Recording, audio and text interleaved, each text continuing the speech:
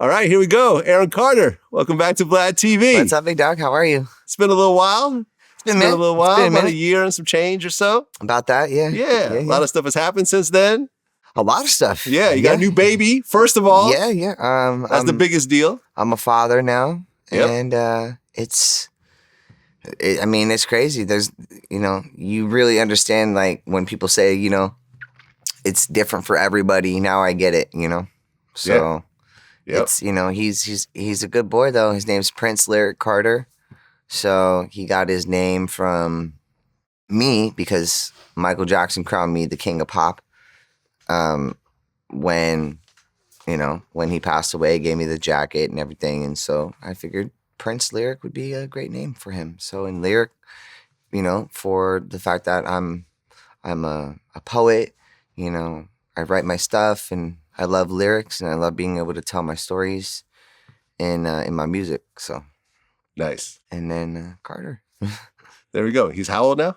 He's 4 days old. 4 days old. Yeah. So my fiance went through actually, it was the media reported it wrong. It was more like 15 hours of labor. She wouldn't go past 1.5 centimeters.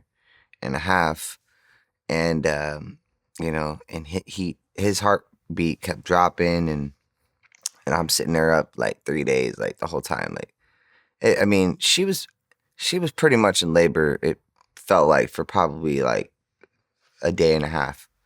And so that's probably realistically how long it was for. And there's one point when I'm sitting there in the bed next to her, and not before the operating room because she was going to get birthed in that one room, but she ended up having to have a C-section. But I'm sitting there watching his heartbeat and watching it go down. So he had the umbilical cord tied around his neck for months. So he's like a miracle baby. He like could have died so many times. And the woman comes in there, she tips her over to the left, tips her over to the right. His heartbeat wouldn't change after she was on Pitocin, which is like a medicine to induce labor. And she literally stuck her hand all up and way inside of her and took the umbilical cord off of his neck. And then stopped the Pitocin. His heartbeat dropped again because she didn't have enough fluids inside of her womb. And then they immediately took her to a C-section. And then they had to take him out right away. So... And then I'm outside, like, just like smoking a cigarette, like, all freaked out. Yeah, because it was scary. Even the months leading up to it, it was like, I don't know how men get, but like for me, I got quiet, and it felt like almost like I was about to perform in front of 30,000 people or something. Like even anybody who works with me that knows, they'll know, like, I get quiet for like a couple hours before I go on stage, and they'll be like, "What's wrong with you? What's wrong?" I'm like, "No, I'm just quiet right now." So I was just freaking out. The nurse comes out. She's like, "Come on, they're doing the C-section." I run in. I'm like, all of a sudden, I look at my girl. She's crying. I go to her. I don't even look at anything that's going on downstairs. And I just focused on her. Next thing we know, we hear him crying. And then instantly, it was like, boom, on the table, umbilical cord cut the umbilical cord. And then he went with me for about 20, 30 minutes and did skin to skin with me. Mm-hmm. And while she was getting, recovering from the C-section, the stitches and everything. So it was just a crazy experience that, and I've experienced a lot of things in my life, man, but not like this. And my mom even told me, she's like, "I can't believe it. You waited this long?" She's like, "I can't believe you didn't have a kid by now, by someone." I was just laughing at my mom. She was cute. It was funny. Congrats, man. It's a big step. Your son's actually in the background right now, making his cameo on VladTV, the audio version. Yeah, here, bring him to me real quick, baby. Let me. We're about to introduce a 4-year-old. He gets this is the baby first, Aaron. Little baby me. There we go. The handoff. Come here, baby boy. Nice. There we go. Daddy. Yeah. Yeah. Say hello to the world, baby. Say my name's Prince. Yeah. That's my boy. He's precious. There's nothing like this, Nothing. I've experienced a lot of cool things in my life. I've been everywhere. I've been Eiffel Towers and monuments and working with people, and But there's nothing like this, man. Nothing like this. When he looks at you and, oh yeah, you looking at me? Is that right? You say hi? Want to say hi? Yeah, I mean, you're all he's got. You are responsible for keeping him alive. And you know what? He's very intelligent. He's healthy. Mm-hmm. You know, perfectly healthy. And that's a complete reflection on both of me and my fiance that we live a healthy lifestyle, you know? Yeah. Otherwise, come on, there would be problems with him. There's nothing. He's healthy. He's gorgeous. He's everything to me. So, and being a father, being his father, it's like gonna watch him grow. And I'm sure a lot of fathers out there know it's like that feeling, you know? Yeah. So, but he's beautiful. I love it. I love it. Can I go back with Congratulations, mommy? man. Congratulations. Go back with mommy. He's got a little Gucci outfit on. Oh, does he? Yeah. Well, since our last interview, you had your boxing match. Yeah. Lamar Odom. Yeah. Mm-hmm. So, number one, why'd you decide to take, any boxing match?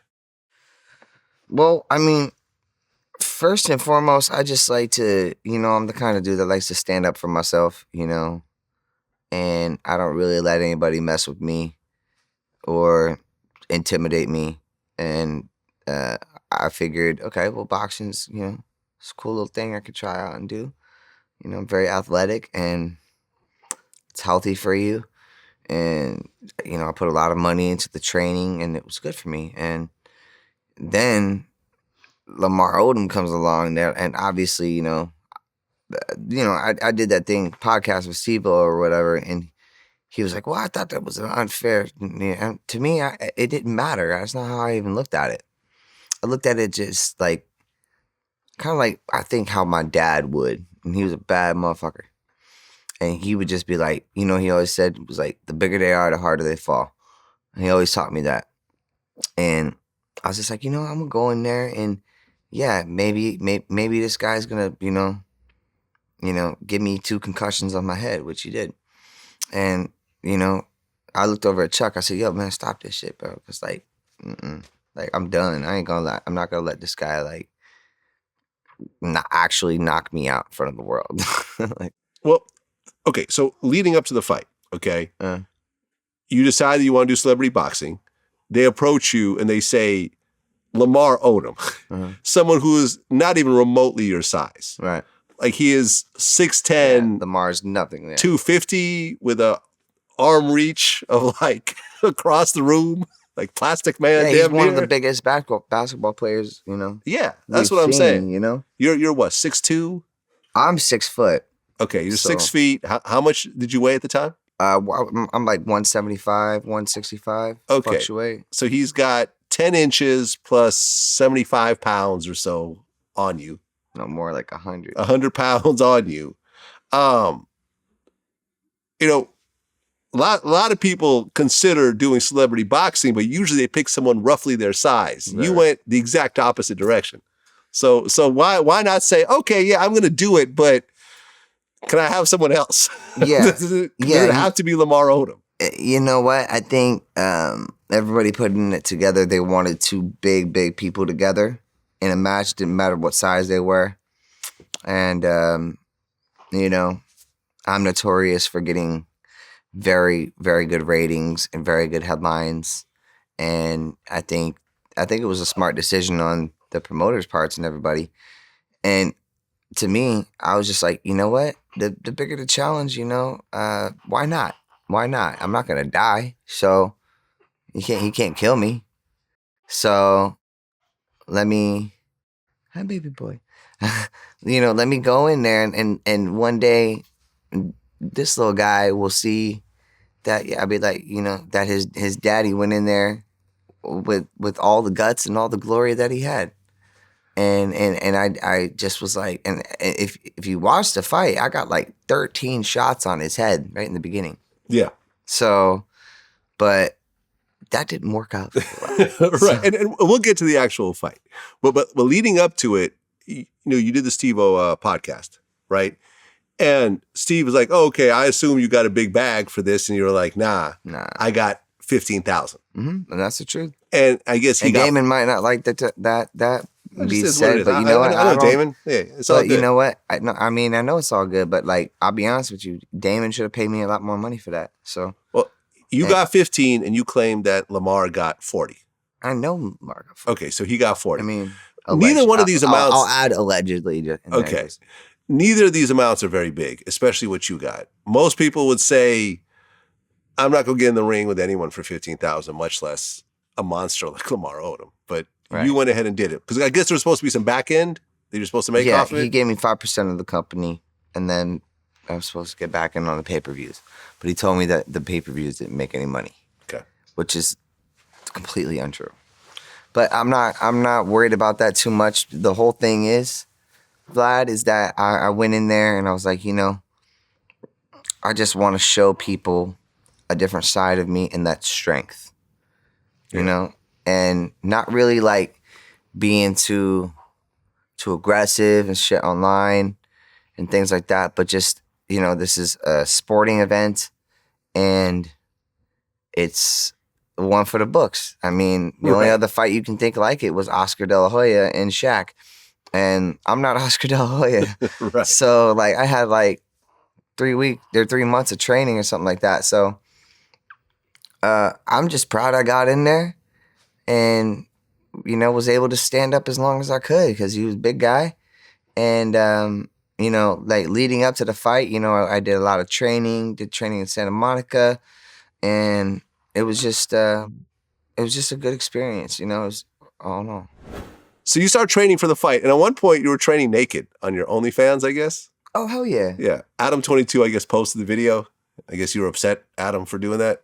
I mean, I can get him for revenge porn if I want, but I don't think he has any money. Well, that's not really revenge porn. That's when you illegally tape someone and put it out. You put it out yourself, right? No, that's on OnlyFans.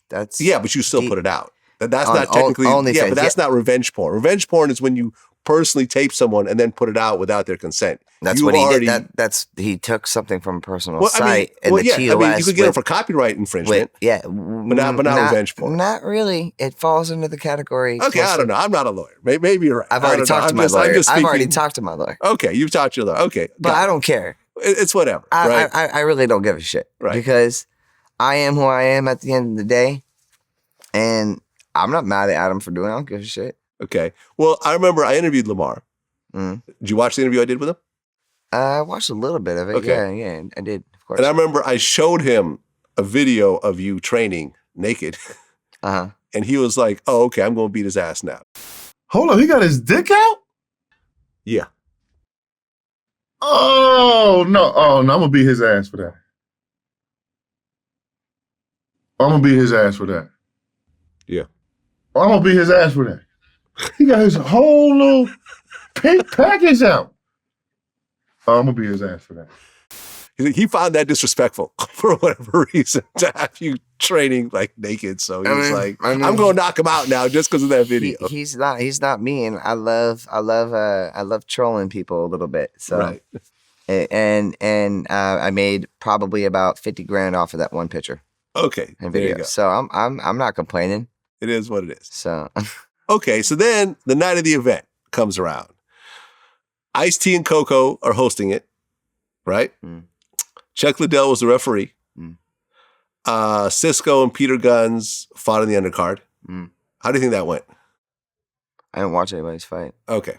All right. Yeah, I don't watch their shit. Okay. So then your fight begins. You guys both wore headgear. Yes. Was that like completely like part of the rules? Yes. Yeah. So the athletic commission, Damon said, I had to wear 23-ounce gloves, which is like a pound and a half each on each. Yeah. Well, for Lamar, 10-ounce gloves or professional gloves, I think. And now it's like 16 ounce, sparring, okay. Yeah. And then 14, and then 8 for UFC. But so there were no gloves available at 23 ounces. They don't even really exist. So I'm fighting Lamar, and of course, he's bigger, bro. He can hold a pound and a half on each of his hands, 23 ounces, way better than I can. So I go in there, And I'm like looking at, and they put the glove on me. I'm like, what the hell is this thing, man? I'm like, this thing is bigger than my head. Like, right. And then I'm like, oh shit, like I can't even move my arms fast enough. Even if I want to, like they're so big that I can't even clip them where I need to clip them. Cause I got like 13 shots in the beginning, and I kind of stunned them a little bit. So, and I was sparring with people who were 6'7", 6'8", and as big as him, and doing very well. And actually, before the fight, I actually pretty much broke my hand. One of my jab hand was like pretty much like just kind of not broken, but just not working very well. Mm-hmm. And it was just an injury that, like, I don't know, it kind of screwed me up. Like I had a bad injury about 6 weeks before I got to fight him. But dude, I pretty much knew I was gonna lose that fight, and that wasn't the point.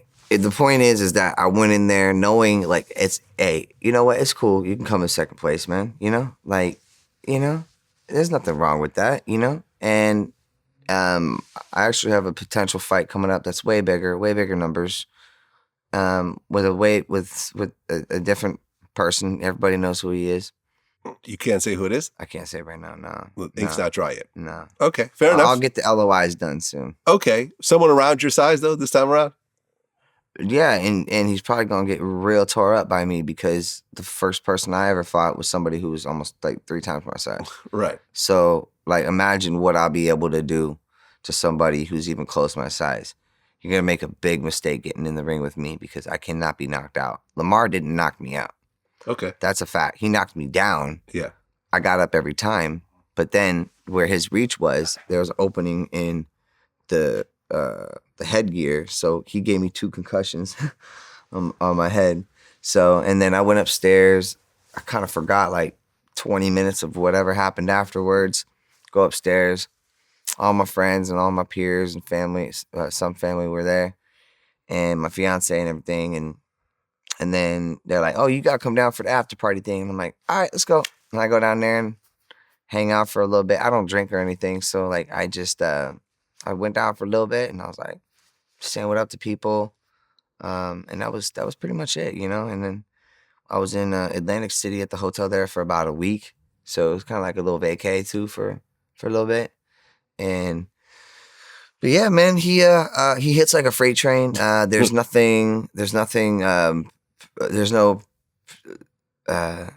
planning. There's, you know, there's no like, oh, you're gonna do this, you're gonna do this. Yeah. It was just like, get in the ring and go.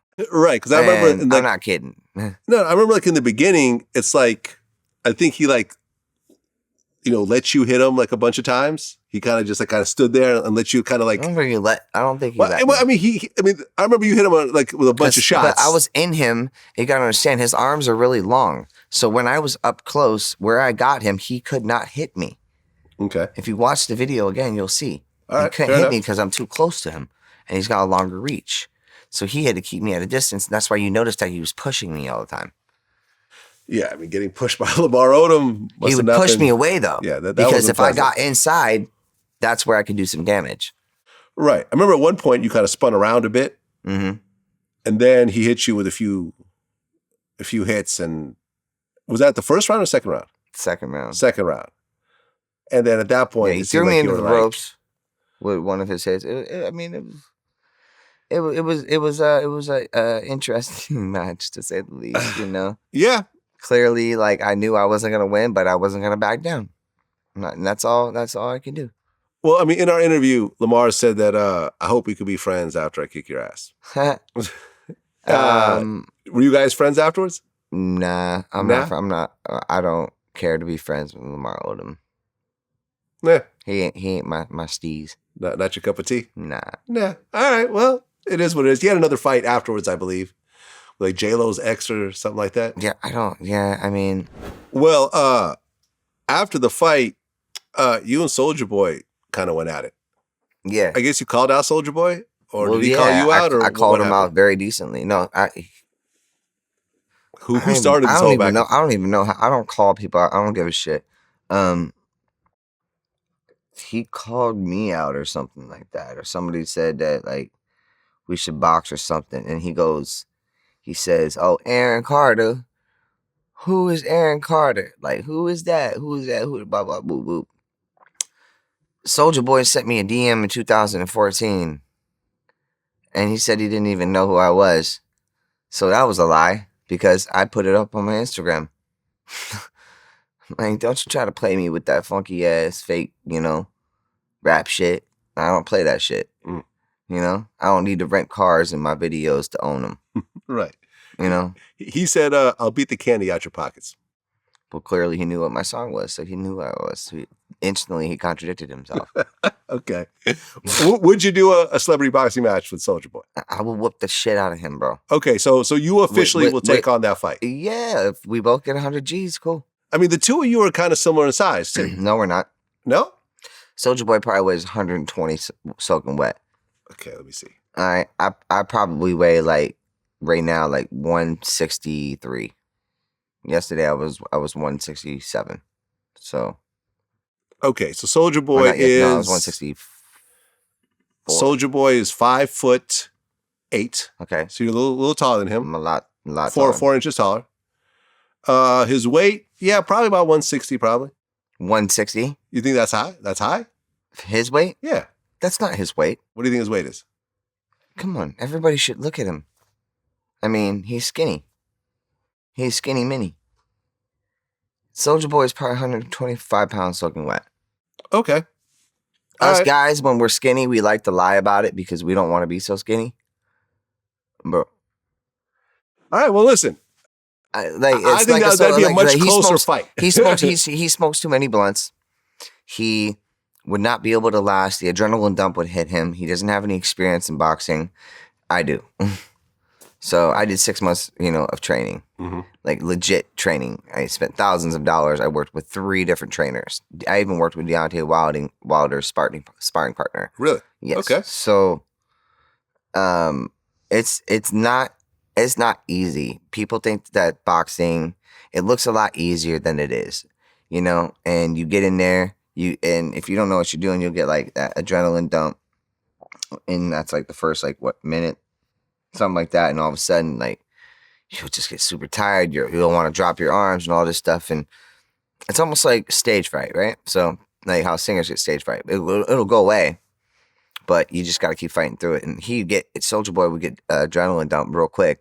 And then he would probably just keep trying to throw these huge overhands that, have no strength behind them, really.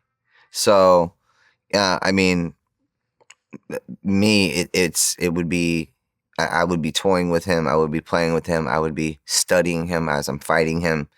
And I would be instantly going for his ribs and for his stomach and for his kidneys. And then and I know how to get there. Well, I would love to see it. I would love to see that fight. He's been calling people out. He called out, I think, Chris Brown for a while. Remember that was supposed to happen? Chris Brown would whoop the shit out of him. Okay. Are you kidding me? I think you're right, but Are you kidding me? We'll see. We'll see what happens. Look, Chris Brown is like a tumbler. He can do backflips and all this kind of shit. Oh yeah, no, he's not. Same as me. Yeah. If you look at my shit, I can do backflips. I can throw myself, 12, 15 feet in the air if I want. Doing backflips. That's strength. That's overall strength. I've done things like rock climbing in my life too. Like Chris Brown, he's tough. He's a tough kid. Yeah. Yeah, for sure. I mean, how do you feel since last time, I feel like the whole celebrity boxing thing got taken to a whole new level. So for example, only because of Jake Paul and Logan. Yeah, the Paul brothers. First Jake Paul got into it, but then Logan Paul ended up fighting Mayweather. You can't get any higher than that. Yeah, that was an interesting thing because as the public, we look at it, or a consumer, we look at it is that real? Is that not real? Even Jake Paul's fights, is that real? Is that not real? And it's still hard to tell sometimes, in my opinion, because I'll watch it, I'll study, I'll be like, is it real? Is it not? I don't know. I hope so. I hope that boxing isn't becoming what WWE was, Yeah. Even though in the 90s, we loved that shit, but UFC and boxing and all these kind of things are taking over now, you know? So UFC, you can't say that it's not real. You know what I mean? No, and really boxing in general, you can't say it's not real. But, I see In what you mean. I general, remember when, the Mayweather-Logan Paul fight, it looked like he was kind of holding him up a little bit at certain points. Like there was I saw that too. I saw that clip that. where he kind of held him up, and he did hold him up. Yeah, I mean, he did. Hard to tell. He held him up. But he could have. You know what I mean? Like, someone like... I mean, Floyd even said, I just did a heist. Yeah, no, I mean, he walked away with a huge bag. Huge bag for light work, pretty much. Yeah. He wasn't going to lose. He wasn't going to lose. Of course not. I mean, would you actually get in the ring with one of the Paul brothers? Not currently. I would want to get my weight up to like at least 200. Yeah, because they're big. Yeah, they're big. Yeah. You know, they've done a lot of different things to make them big. Steroids you're talking about? I don't know, man. Human growth hormone? Who knows? Maybe. I mean, they were skinny little minis 7 years ago. So, I never thought of it that way. Maybe. Yeah, who knows? They got pretty buff really quick, and there's places whatever, you know. But I would say, you know, I could probably meet one of them in the ring in the next like year, 2 years. Okay, there we go. If it was something that was set in stone, okay. Cool. Cool. Get a lot more than 15,000 for that fight. Let me tell you. I'll get my weight up and I'll meet you in the ring, bro. There you go. It's that simple. I'm not scared of any man. Well, I didn't realize until watching an interview with Steve-O is that you were actually on Dancing with the Stars. Yeah. This was what year? 2009. Okay. How's that whole experience like? You know, it was rigorous. There's a lot of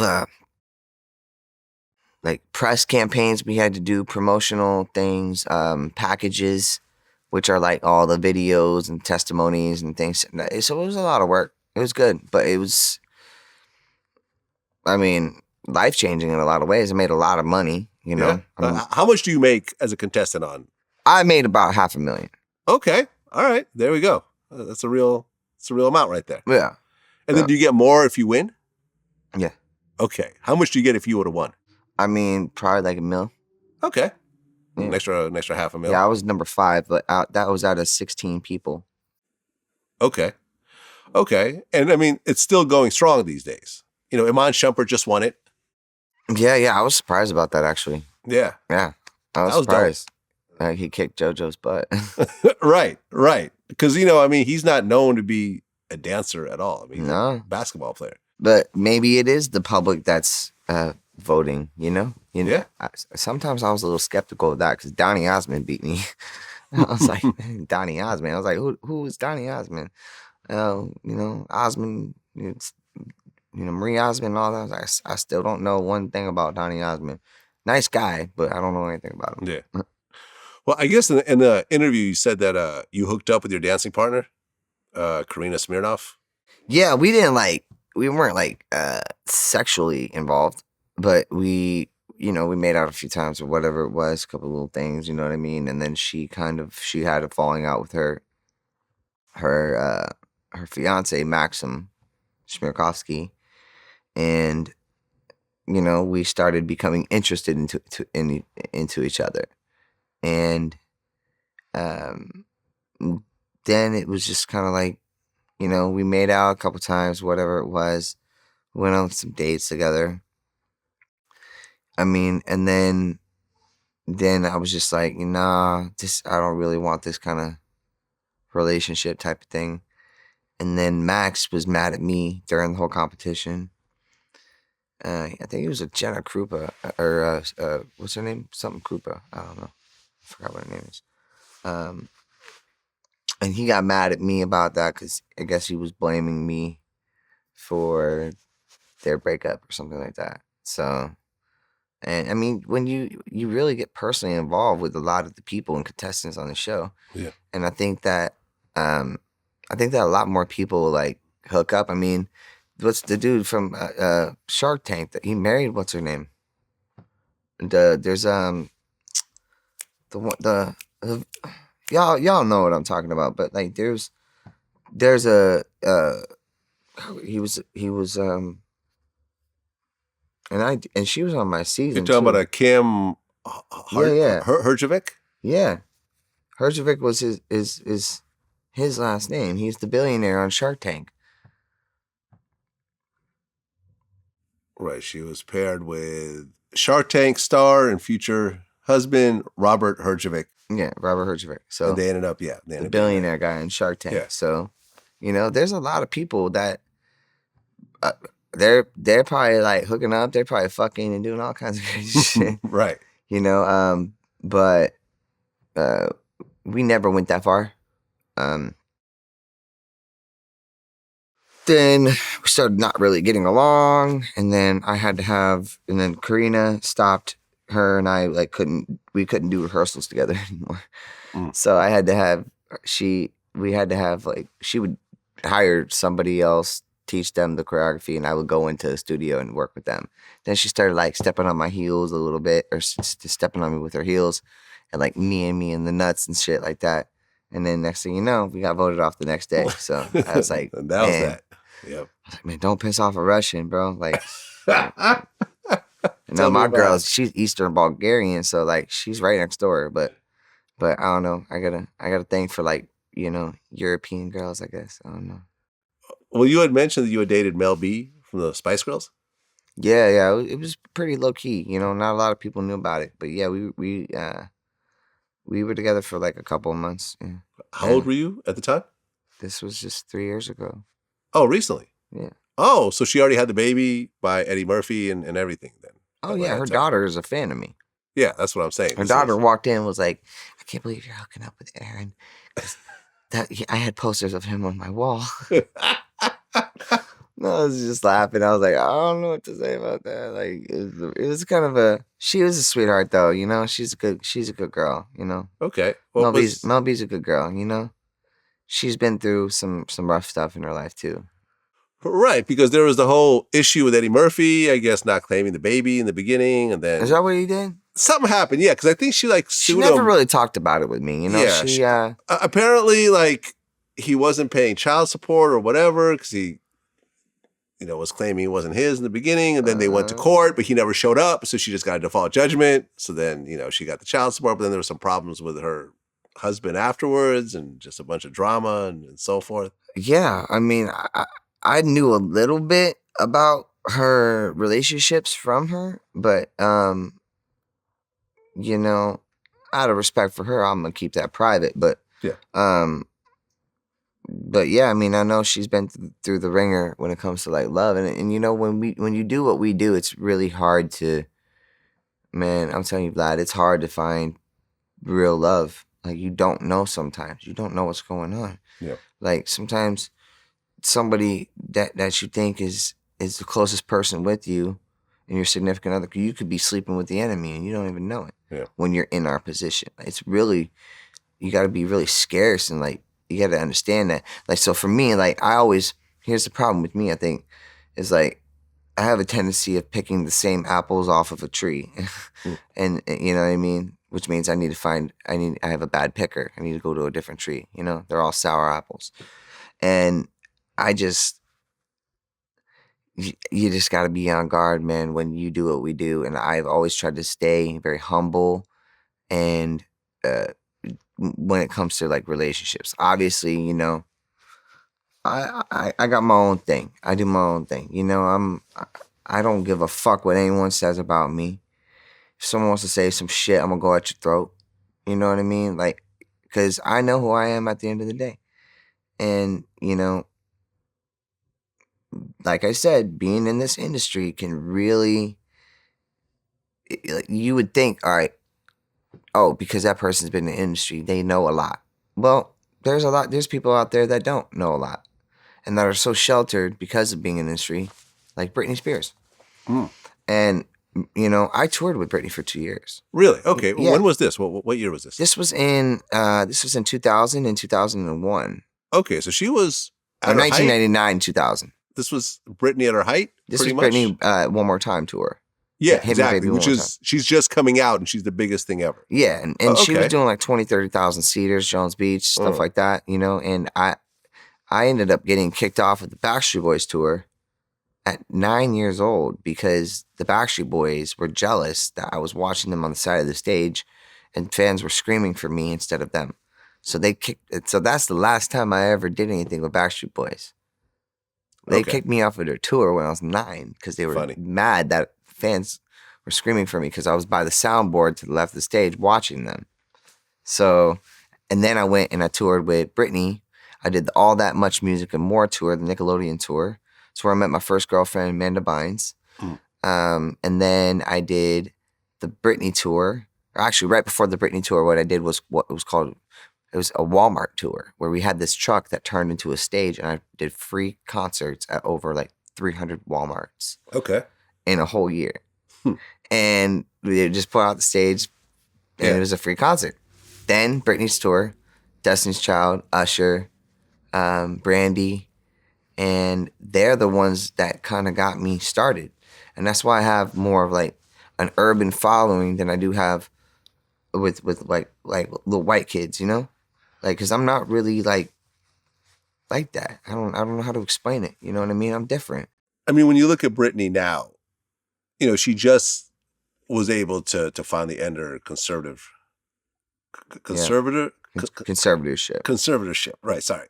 The thing my brother and sister tried to get on me. Okay, so it's the same type of thing. Okay, so basically... we can talk about that, bro. Okay, so let's talk about it. Okay, so basically, with her situation, her father felt that she could not take care of herself. Correct. So all the finances had to go through him. Understood. I guess she had like an IUD in her arm, so she couldn't get pregnant. Yep. Heard that. Legally, she could not get pregnant, I guess, based on how... She had to take certain drugs that she didn't want to take. Lithium. Yeah. So on and so forth. Which clouds your head and so forth. And at the very end, a couple of weeks ago, she finally was able to get it dropped. And now she kind of has married. She's getting married. She's potentially talking about having another baby, whatever else. So you went through something similar? Well, my situation was a little different. I aired out some dirty laundry in the family, and my brother retaliated by tweeting and saying, because I broke up with my ex-girlfriend, and then she went and said some shit to my twin sister that was a lie. Oh, I wanted to go kill my brother's wife and unborn baby. And then there was clips of me on Instagram where these people do like little like clipping stuff or whatever of me being, like, you know me, like I'm all about my guns. I'm all about my, like, I grew up with military policeman father. I'm not like gangbanging, man. You know what I'm saying? Like, but I'll protect like what's mine. And I'm good. Like, I got 2 big ass German shepherds, and I got a lot of big ass guns. And so what happened is they showed in court. My twin sister takes me to court, and she's using my brother's attorney because he got mad at what I was talking about, airing out his dirty laundry. And so basically, this smear campaign started on me. Cancel culture. Like, you'll see, like, when we do this interview, you'll see that people were probably already reaching out before I even got here. Your haters are something interesting. Like, we all have our haters. Like, I got the That's what I tried to tell Steve-O, like, too. I tried to tell Steve-O that. I was, he was like, oh, ignore the haters. I was like, listen, Steve-O, they're different with me. Yeah, everyone's got their own, like, it's a little bit, like, they're kind type of haters. Do they? Yeah, I mean, like I said, like, I got the Vlad's the Feds or Vlad's the Culture Vulture haters. Adam has his own type of haters. Academics has his own like thing that they try to kind of zero in on. Mm-hmm. With you, it's like some weird stuff from the past. I don't even remember what it was. Well, it's like it's stuff that's true and the stuff that's not true. Yeah, and they'll take it to like people that if I announce something, I'm doing a concert or something, they'll send it to the promoters or they'll do stuff like that.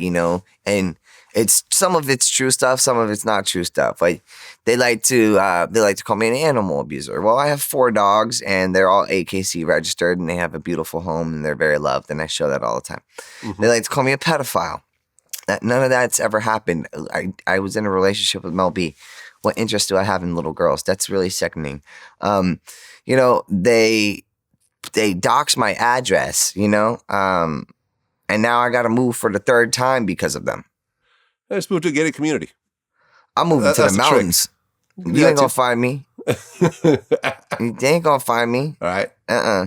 So, but yeah, it's just, I think that the haters need to chill out a little bit, bro. I just had a baby, Everybody has it in them to, right their wrongs, whatever. If it's shortcomings or, you got the right to do that. We're human beings, you know? We're human beings. And we're not perfect, but some of us can change, you know? And I'm not sitting here saying that what I said isn't true. Everything I say is the truth. And a lot of people are scared of the truth. They don't like it. And I find it interesting ever since, you know, I called out my family for airing out their laundry. Boom, this happens right away. And then you'll see videos of Lauren Kitt, my brother's wife, talking to the main guy, smear campaign guy, who's trolling me. And he did a video where he said, I have somebody at the hospital that's gonna get Melanie's placenta and we're gonna wipe it all over the sweater. And he's wiping it all over his sweater. His name's William James Witt, this kid. And he like, I'm gonna find him and with the law, and it's gonna be big. I'm gonna take down this guy that's got like 100, 200, 300 minions working for him. He's like a Charles Manson. And this ain't the first time he's done any stuff like this, but he's been messing with me for 5 years. Wow. And I just been waiting, gathering my exhibits. And now I'm just, you know, he's dug himself so deep that I don't even need to throw dirt on him because he's so deep in that hole that he can't even climb out. And so I got over $35,000, $50,000 invested into taking this guy down. And it's gonna be well worth it. And I'm gonna have a nice smile on my face because I got money well, and to spend on this stuff. And it all leads back to my brother, in my opinion. Well, speaking of money, I remember, you know, when you did the interview with Steve-O, you said that your parents blew $500 million of your money? Yeah, somewhere between like $350, $400, $500 million. Yeah, easily, man. And you actually start breaking down some of the things that your parents had at the height of your career. Like the art, the superficial shit. Well, like the toys. How many houses did they have? Well, we had 15 houses. At the same time? Yeah, we had the largest compound in all the Florida Keys. 29 acres. 15 houses? 15 houses. So he was just buying all the houses and just combining them all kind of he basically would just compound? bought the house at the end of the pier. My dad was cool as fuck. He's funny as fuck. He was throwing these big ass parties and fireworks, so he basically made the whole neighborhood want to sell their houses to get away from the noise. Okay. So he bought all the neighborhood. We bought all the neighborhood. So it was my dad, my brother, and my money. And then when my dad and my brother sold the houses and the compound to some Persian, like king, prince or something, they sold it for like $31 million, and I got nothing from that. Okay, how many cars did he have? Total cars, we had about 30. 30 cars. Yeah. 15 houses. Yeah, 25 golf carts. 25 golf carts. 25 dogs, basketball courts, 5 pools. Crazy. Just dirt bike tracks, like 2 70-foot yachts, 2 marinas, 14 jet skis. Okay. I mean, just insanity. I mean, it was a lot of blowing money, man. It was a lot, you know. There was no there's a lot of things I have to do as a father to transcend from, like, I want to make sure like my son goes to the dentist all the time, like I didn't get to do. You know, has a proper education. Fortunately, I have a high school diploma, so I'm really quick and I'm really smart about that. And I'm probably gonna keep him in homeschool and teach him myself. Mm-hmm. And very well capable of doing that. And yeah, I mean, it was crazy. And then the divorce happened. My parents divorced, right? And then all this big property that we had, that was like a wonderland, you know, was being taken away and was being sold. And then I moved with my mom for a little bit, and then she was kind of going crazy, partying with men and shit, and I couldn't see it. So I wanted to go back down to the Keys with my dad. And before he had sold the house, went down there. He sold the house. We moved up to Orlando. And then I turned 18. I was working with Lou Pearlman at the time. He did my song Saturday Night right before I turned 18. Then I told my dad, I was like, I quit, and because I knew I was about to come into a bunch of money at 18. So, and then my dad got all pissed at me because I wouldn't sign a check for him for $256,000 for management commissions. I was like, Dad, I need this money. I worked my whole life for it. Like, what are you doing? You got $1 million house here, Dad. Like, I probably paid for it. Like, let me have it, you know? He pinned me down and shot a .44 Magnum next to my right ear, making me go 70% deaf in my right ear. Your dad shot you? He pinned me on the ground and shot the .44 Magnum, which is the loudest handgun in the world. Oh, yeah. I know exactly what that is. Yeah, okay. So, and basically forced me to sign his check, this manager check for him. He's no longer with us, you know. So, yeah, your dad passed away. Yeah. I'm sorry. But he's a cool motherfucker, you know. And maybe he did deserve it, and I was just being stingy and young. Who knows? But I don't really know. I just thought it was weird. Right, and you were going to sign a Lou Pearlman who ended up molesting all those boys? I guess, unless Allegedly? all of these motherfuckers are making this shit up, because I never saw anything. He went to like prison that. for it, right? No, he went to prison for embezzling $225,000 from Church Street and only made New York NYPD pizza in a steak shop, and he stole them from senior citizens. Am I confusing him with someone else? Wait, hold on. Yeah, that's what. Lou Yeah, you're right. He went to conspiracy, money laundering, making false statements, and during a bankruptcy. Yeah, you're right. So he didn't actually go to jail for No. boys, But from what I allegedly understand, they said he went to Thailand because that's where little boys or some weird shit is. So, Yeah. but that's where he went to escape, and they found him or something. And Yeah. I spent time with him a lot. You know, I knew Lou since I was a little baby, like literally like 3. And I never saw or experienced anything like that. That's why when, there was that documentary thing that came out, I told my side of the truth. My side was I never experienced anything like that. You know what I mean? Maybe all these guys did, but why did y'all wait so long? You know, I would, if something ever happened to me and traumatized me like that, I would go right away and tell my parents or something. You know, I wouldn't wait 20 years. Unless they were that desperate, that they let somebody do something with them willingly because they wanted to keep a record deal. Yeah, I mean, this type of thing happens, though. I mean, look at the whole R. Kelly situation. Yeah, that's one confusing one for me. Just because I don't understand how somebody could be so nasty and vulgar. And then like Bill Cosby. Mm-hmm. I was watching the movie Jack the other day with Robin Williams. I couldn't believe. I was like, oh shit, Bill Cosby's in this movie, and you would never think that kind of stuff, and it's scary. Yeah, I mean, since our last interview, I did I did 2 interviews with Tom Mesereau. Who's that? Who was Michael Jackson's lawyer during his trial. Okay. The long white hair. Yeah. And you were actually in Michael Jackson's trial at one point, or no? No. I think they never asked you to testify. I think they tried to subpoena me, but I didn't respond. Aha. Okay. I didn't respond. And there was no warrant or anything for my arrest for not doing it. But they tried to subpoena me into court, and I was like, nah, I'm not even gonna go. Arrest me, because I know my relationship with Michael Jackson. All these people are crazy, man. Like how dare you stomp on somebody's legacy like that, And then you have the audacity to do it when he passes away. What kind of shit is that, man? Do it while he's alive. Say it to his face. Get him to admit it. I don't know. A lot of men these days act like pussies. Yeah, I mean, we broke down the whole trial and how it kind of came together. I didn't realize, because it was so long ago, that similar to the R. Kelly situation, the Michael Jackson arrest was because of was triggered by a documentary, right? A documentary came out, and then in the documentary, there was some allegations, and then next thing you know, the sheriff's office is raiding his house and everything else like that. And, Tom Mesereau said it was one of the most unfair trials he's ever been in. You said that the prosecution is a travesty of justice and one of the most mean-spirited attacks on an innocent person in legal history. That's how I feel about that case. Yeah. I think the way the prosecution constructed this case, the way they charged this case, the way they presented the case was an absolute travesty of justice. It was almost as if psychologically, because they were going after someone who was innocent, they went overboard trying to demonize and monsterize the defendant.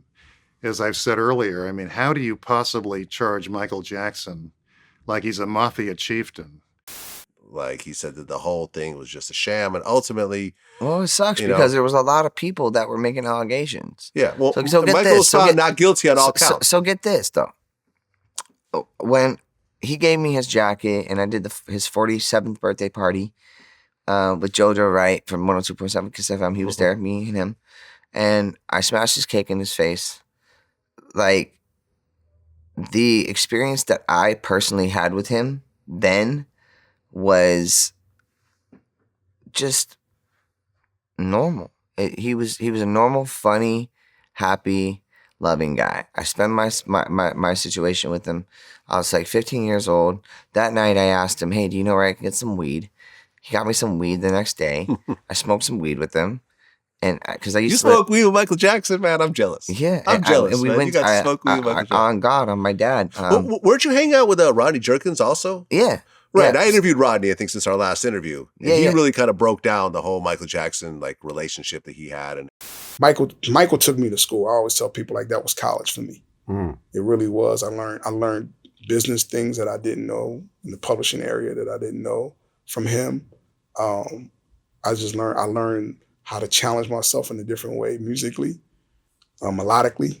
You know, he just taught me a lot, man. Taught me so much, and we built a friendship like beyond the music, like outside. He would come to my house, my parents' house for dinner and dessert and stuff. Yeah. Rodney Darkchild was definitely there. Shout out Rodney, amazing producer. Yeah, he was there too. So it was him, my brother, Raffle, the executive of his estates, and Michael, and like maybe another 2 security guards guarding the doors or whatever. And Michael comes out and Raffle says, oh, hey, don't you have something to give Aaron? And he gives me the jacket. He says, you know, when I die, you're going to be the king of pop. And I was like, really? He's like, yeah, you beat my Guinness Book of World Records.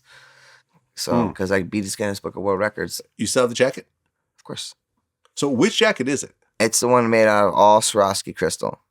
So if you just look up Aaron Carter, Michael Jackson jacket, you can find it real quick. Okay, so it's all white, but then on the arm it's got the military bars and the 3. Yeah. Okay. Yeah, so he gave that to me, and he's like, "You're the king of pop when I'm not here." I was like, "Okay." I didn't even like take it too seriously. So yeah, man, you look so happy in this jacket right now. Yeah, no, you're just like cheesing it up. Cause like, which makes sense. Anyone would, you know what I mean? Come on, I was able to get Michael to give me his jacket. Like, that's dope. Who else has ever done that? Yeah, I remember Tom Mestro said that, you know, once he got to know Michael and he was working on his case, Michael said that his biggest regret was settling that first lawsuit. Michael Jackson told me in no uncertain terms that settling that case in 1994 was the biggest mistake he'd ever made. He should never have settled it. He should have fought it through a trial. He would have won. It was an absurd case. But he was advised, he told me, by lawyers, by business advisors, to settle it and get rid of it. Remember that one boy? Now listen to this. I have to tell you this. Okay. So after I left the party, and the next day I smoked weed with Michael, and then I get in the limousine and I leave. I get back to the Sheraton Hotel at Universal over here. There's 4 FBI agents waiting for me in the hotel room. And my mom's there and she's like, tell them what happened.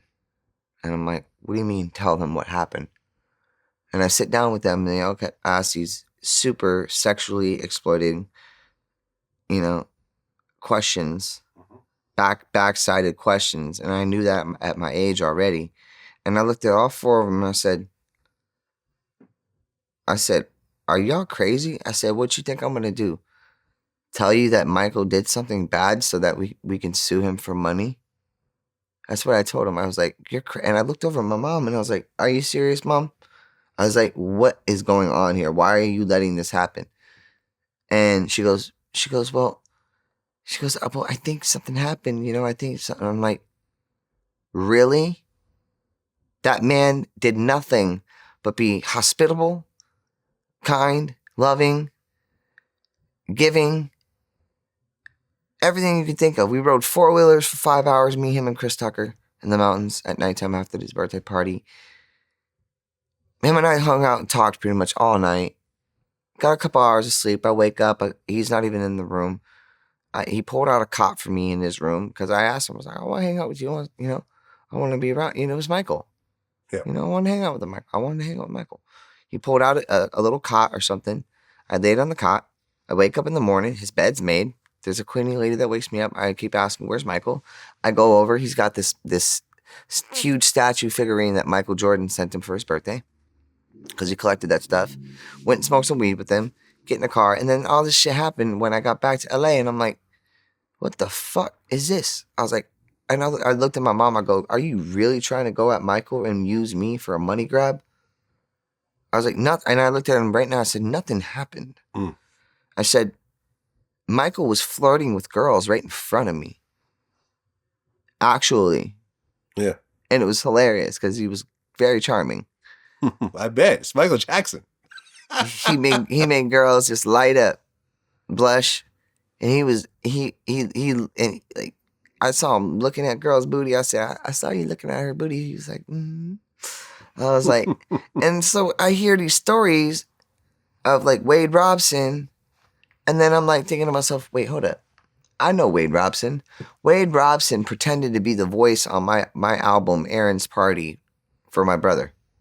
Because my brother didn't do it. So Wade Robson did it. It was like a little spoof thing, an interlude in my second album, Aaron's Party. And Wade Robson did the voice of like pretending to be my brother or some shit. And I'm like, wait, hold up. Wade leaving Neverland? What is this? Like, what do you mean leaving Neverland? Like, I left Neverland. Everything was cool, homie. Like, what's your problem? Did you dream this up? Did your parents tell you to do this? Yeah, I mean, they try to sue for like $100 million, and ultimately it was dropped. They got nothing out of it, as they should.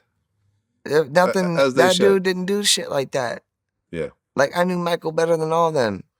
Yeah, I believe even, it. Everything even Macaulay, that I've seen, if it was Macaulay now. I'm not buying it. Even if it was Macaulay Culkin sitting right here, he would tell you the same thing I did with the same assertiveness. Yeah, no, I remember, when I spoke to Tom about this, we actually pulled up some of the files of when they raided Neverland, and there was like a list of all the things that they, was part of evidence, and they actually found his porn collection, right? And I'm looking through the porn, and it's got the titles of everything, and I'm like, and I remember at one point I went through the paperwork from the sheriff's office of all the stuff that they found in Neverland Ranch. And it was actually a large pornography collection of like straight porn, like, kind of stuff I would watch.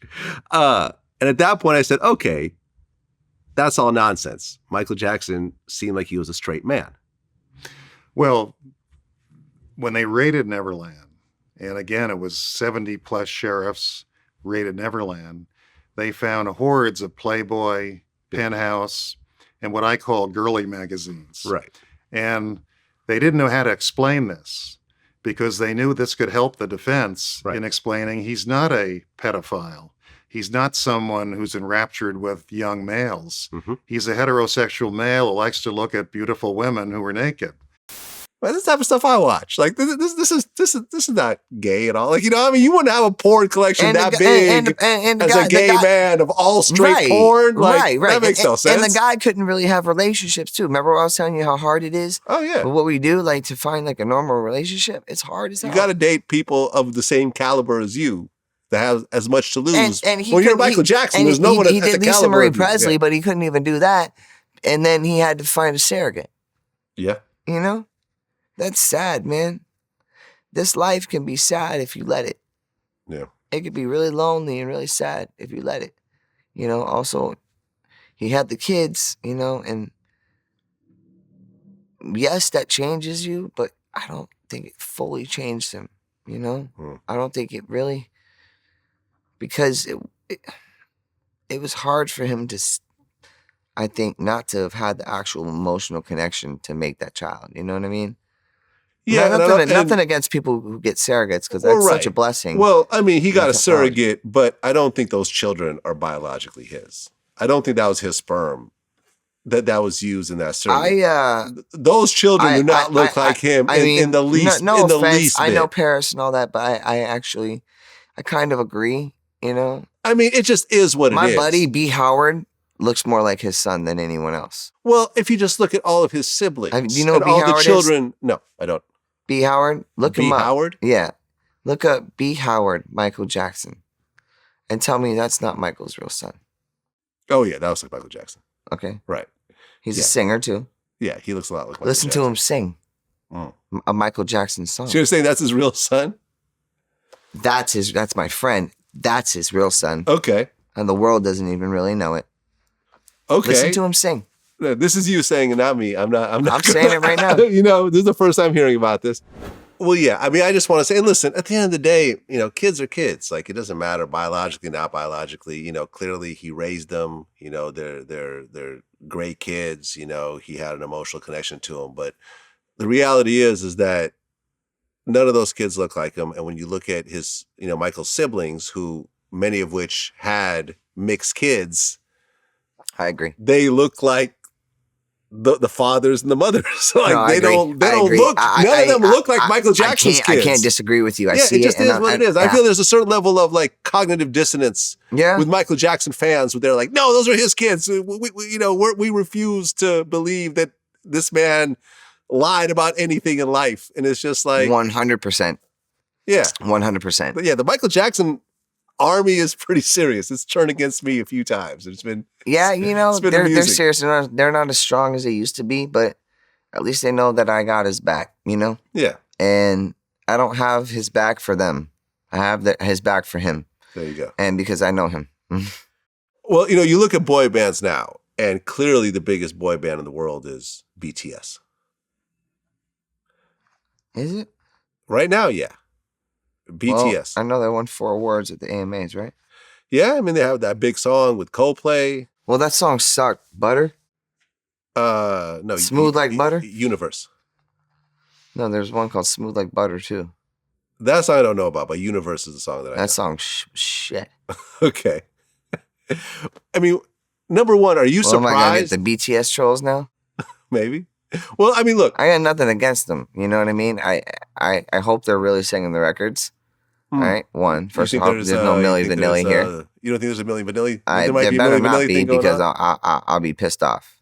And I will. Because also, I find it ironic that there's 7 of them, or 10, or whatever. Mm-hmm. Like, good luck with the splits, guys. Right. How y'all gonna all get along? Like, damn. I honestly, there's 7. There's 7 members.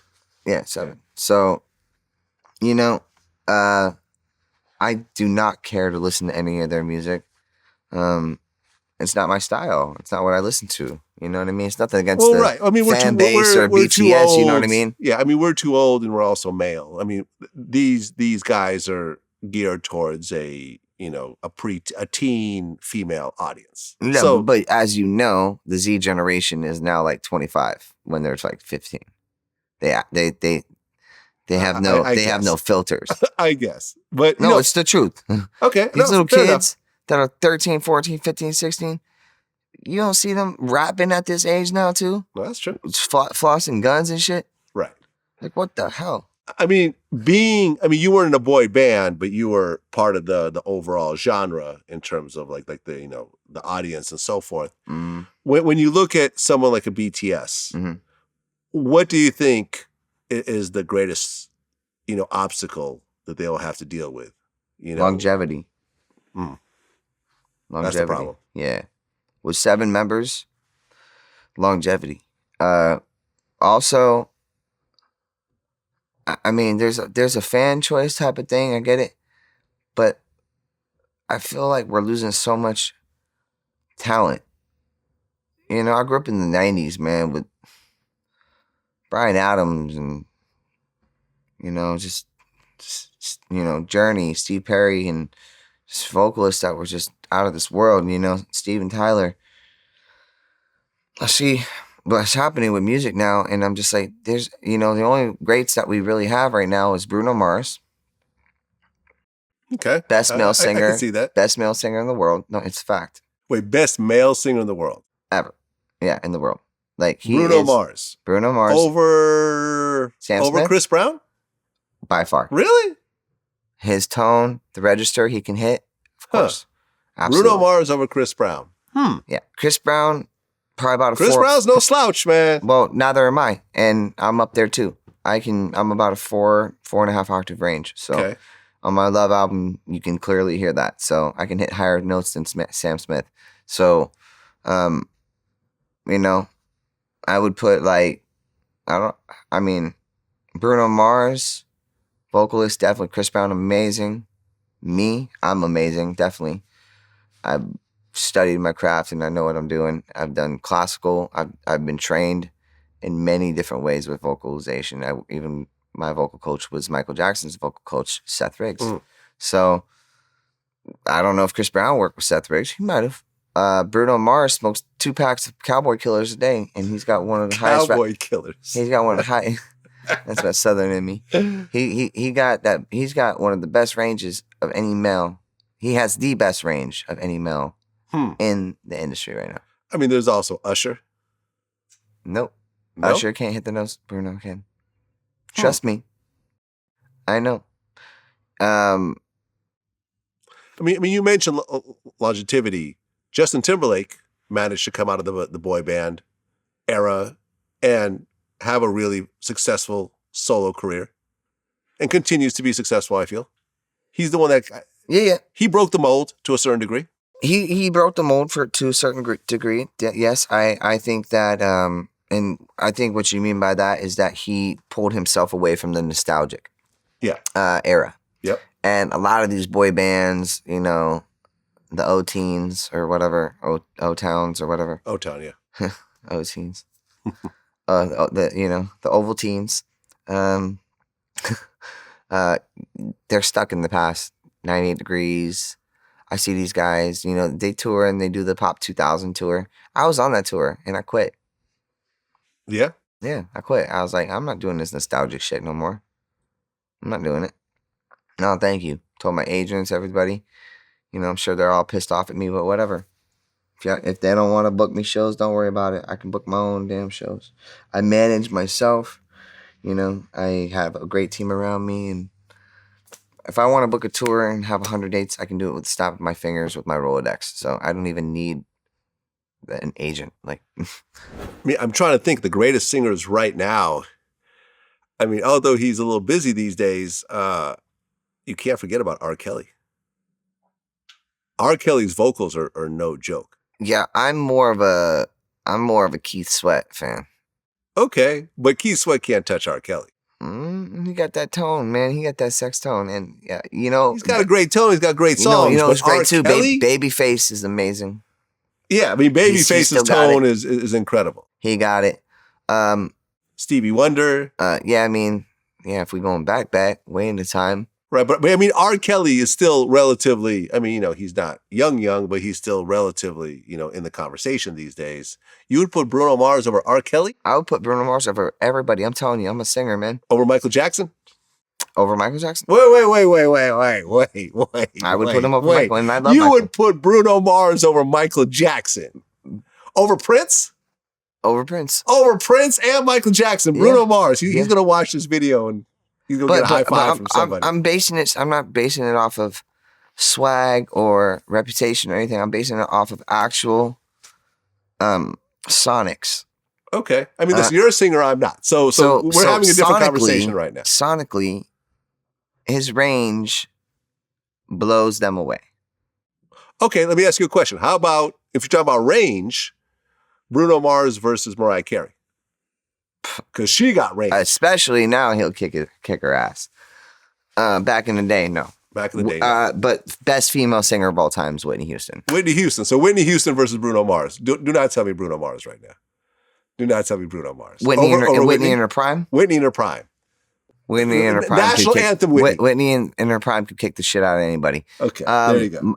Also, Rodney Jerkins in our interview said that was the greatest female singer ever. Period. He's 100% period. Right. And he's produced one of the best male singers that we have that a lot of people forget about is Michael Bolton. Yeah, I mean, he's dope. He just does music that most people... Yeah, I mean, he just does phenomenal. music that a lot of young people don't like. It was hilarious when he did the national anthem and he read off of his hand. Did you ever see that video? No, I did see that one. Dude, you got to watch this video. Look at Michael Bolton national anthem. He's singing, "Oh, say, can you see by the dawn's early light, what's so proudly we had at the twilight lights gleaming?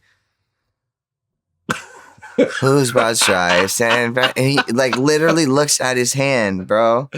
Like he had the lyrics written down. Like, how do you not know like the words to that? But Michael Bolton.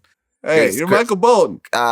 Michael McDonald, one of my favorite singers. Kenny Loggins, one of my favorite singers. Jim Croce, one of my favorite singers. Those are the guys. Steve Perry, until he lost his voice, had his nodes issue, and then it's crazy because you see Journey and they have the Asian dude or the Korean dude in the band now that emulates Steve Perry like almost to the T. Yeah. Yeah. But you can't beat Steve Perry in this cheetah like sweatpants where you can see like both balls like hanging to the right and then like the little peen like up and to the left. Like they had, man, how did they was that the trick back then to hit the high notes? Like just put that shit up so tight and give clothes? Yourself a mammoth toe and a fucking wedgie, bro. I don't know. Man. I don't know the tricks back then. So what's next for you? So I have my single out right now, So Much to Say. It's off of my label, Rackus Records, which I released the Love Project off of too, and then Sony ended up signing it. So it's called So Much to Say. It's more of a just country hybrid ballad. And it was written about, my stories and my family and things that I've been through. And the whole album is being produced by Morgan Matthews, who is, he just got nominated for a Grammy for Alicia Keys song that he did. And so he's producing the record. And then my buddy, he goes by the Winter Havens on Instagram. His name's Brian Cassidy. He's writing the lyrics, and then I'm helping write and do production. It's a team. We're like 3 musketeers. So it's going to be like three different types of genre of musics in it. Good, nice ballads, but like more leaning towards like the country kind of side. Cause like, you see me, I'm tatted up, I do my thing. So when I go on a record like that and when I sing it, it's different than if a country guy was to sing on it. You know what I mean? Mm-hmm. So it gives that juxtaposition, which I really love. And then the up-tempo records, some good dance records, and just some really meaningful records that a lot of people are going to be to relate to when it comes to their families or problematic families, because this album's called Identity, and it's all about my family. It's all about the whole restraining order stuff, my family, what they've done, everything. It's all of that put in. So because I'm so sick of talking about it and trying to get people to understand what's been happening to me, and I think they're starting to open their eyes a little bit more and see where it's coming from. And I just think that the best way for me to respond to that is with music and put it in my music. There you have it. Aaron Carter, man, appreciate you coming back again. Congratulations on really just kind of reinventing yourself and Thanks, man. Adapting and trying different things. And, you know what I'm saying? Kind of going against the norm and not really going the path. I go against the grain. I'd rather pet a shark this way than this way. Not going the path of some of your, some of the people that, were in the business at the same time that you were. Correct. Really standing out, being yourself, being unique, and not really caring what other people have to say. You know what I'm saying? Like, you really got to do it. I mean, because otherwise you're going to be so lost. And, anybody else out there watching, that does what I do, do not become a prisoner to the perception of other people's opinion. Because if you do that, you will never figure out who you really are. Sometimes you got to go against the grain. And if you're going to release music, do it right, please. Do it the right way. Don't release shit. Release good shit. You know what I mean? If there's any inclination that it's shit, don't throw it away. You know what I mean? Or reinvent it somehow. Just like you can reinvent your career. I'm reinventing myself in a lot of ways. First and foremost, when it comes to my health. Secondly, when it comes to my music, and my lifestyle. And I've been doing very well for the last 4 years. Great with real estate, great with all like 4 or 5 different endeavors of money, of things that I'm doing.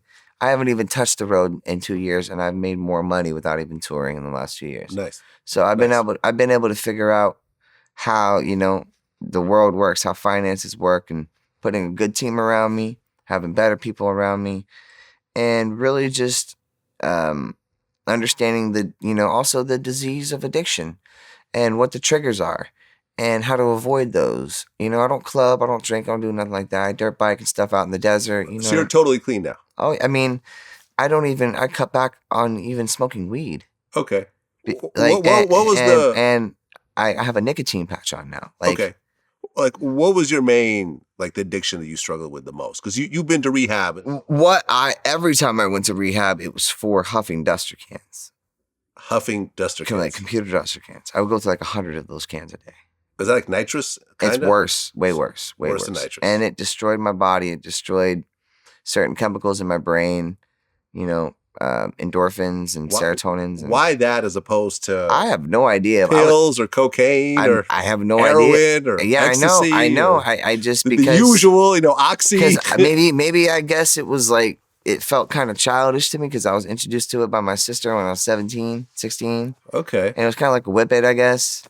Like, like a whip it. Yeah, I remember. You know, I've probably done one or two whippets in my day. First started out of our whipped cream cans. Then we get in trouble with our moms because they knew what we did.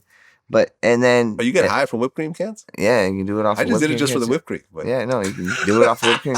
It's so terrible, and you know, it took me 4 times over the course of 11 years to get it right. I mean, when you're standing, you know, when you go to this rehab facility and you guys are in a circle and you're talking about your issues and people are like, yeah, I was into the crack, I was into heroin, I was into the oxy. And you're it's not like that in circles there. Well, I mean, but people are too scared to kind of show the humility of what they've done. Okay. And I've noticed that when I go to group sessions, you know, last time I was in rehab, that people were just kind of downplaying their addiction. And then I could see through it because the 4th time after 90 days, I was really locked and loaded and ready to be like, you know, I'm done. And then I see through some of the people that are like trying to downplay their addiction. And then I'd literally get in fights with people and be like, excuse me, you know, like you're downplaying right now your addiction and trying to put validity behind the disease that you're going through. Yeah. And you're not really telling the truth. And I said, can you just please tell me the truth? And then someone would be like, oh yeah, you know, all right, fine. Like, yeah, I shot up heroin 3 grams a day or whatever it was, you know? And I'm just like, okay, that's all you had to say. Because I'm sitting here telling y'all that I huff duster cans. I don't even know y'all from a can of paint. And every time I went to rehab, especially last time, there was 5 people kicked out because they were calling their friends, telling them what I was saying in my meetings. So then I couldn't even go to group sessions and I only had to speak to my counselor, Chris. So I was there for 90 days and this happened to me in like the first 3 weeks. And so I couldn't even have anonymity in my sessions. So I had to have private sessions the whole time. So it was just like being a kid having a private tutor, you know? Well, yeah, I mean, I actually looked it up because I've never even really heard of this before. And they said canned air is essentially a toxic poison that is not meant to be inhaled, according to safety information for dust off. Dusting or huffing these products can have negative immediate and long-term consequences. Inhalant abuse can cause permanent brain damage that can lead to irreversible neurological deficits. I take 900 milligrams of gabapentin a day it's a neurontin, technically, is what it's called. So it helps the neurons in my brain. I take hydroxyzine. I take trazodone for sleep because I can't sleep because of this shit. You know, I take Xanax also. I have to take that because this makes me a high-risk seizure. So I take like the most dosage that you can actually get for Xanax. Like I take a bar in the morning and a bar at night. 2 milligrams in the morning, 2 milligrams at night. And I also take propranolol, high blood pressure medication. And I also take 50 milligrams of Seroquel. And I have to take this regimen. This was regimented to me in rehab because I'll get twitches in my eyes and it can lead down to my face and I can get Bell's palsy. So it seems like it's working. And I've destroyed my body 4 years. I'm still healing. You know, I tend to get sick often from it. It put metal particles in my body, all my organs, and inside my brain. Well, I mean, I can't say... And you heard what I said, long-term effects. Yeah, exactly. I mean, I can say, though, you do look healthy.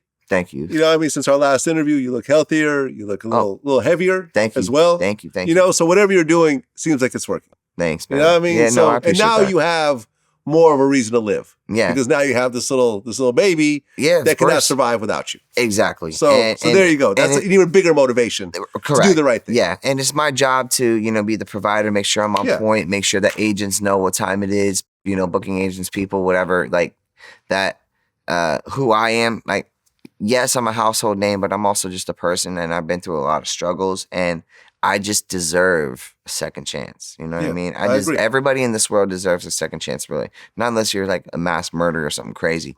But like, people deserve second chances. And I think that if there was more of that in this world, that we would have a safer place.